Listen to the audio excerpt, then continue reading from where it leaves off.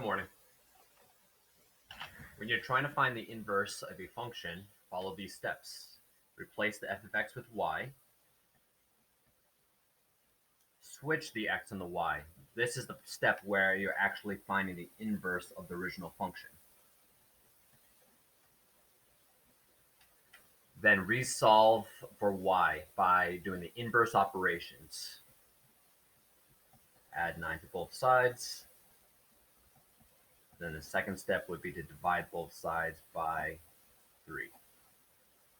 Y equals, I'll bring that to the left side, 1/3 x plus 9 divided by 3. I am distributing the 3 through both terms in the numerator. And rename the function with the correct name. F inverse of x is 1/3 x plus 3 is the inverse of the original function 3x minus 9. When working with a quadratic function, follow the same steps. Replace the g of x with y. Switch the x and the y. At this step, you are finding the inverse of the original function. Put it in the correct form by resolving for y. Inverse operations in the reverse order of the order of operations. Add 8 to both sides first. Bring down the operations you still have to undo. The inverse of squaring is to take the square root. X plus 8 under the square root is equal to y plus 5. One more step. Y is equal to the square root of x plus 8 minus 5.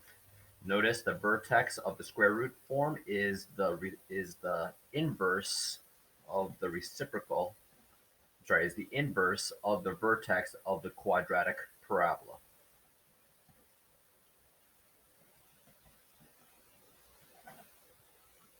G inverse of x is equal to the square root of x plus 8 minus 5, the inverse of the original function.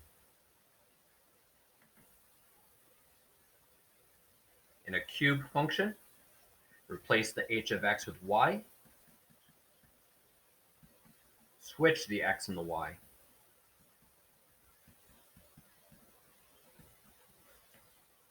Resolve for y using the inverse operations.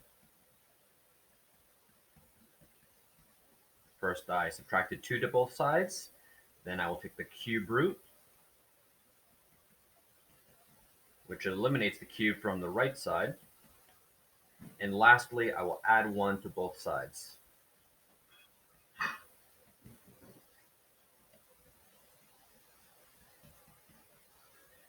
The h function has the inverse, h inverse of x, of the cube root of x minus 2 plus 1. If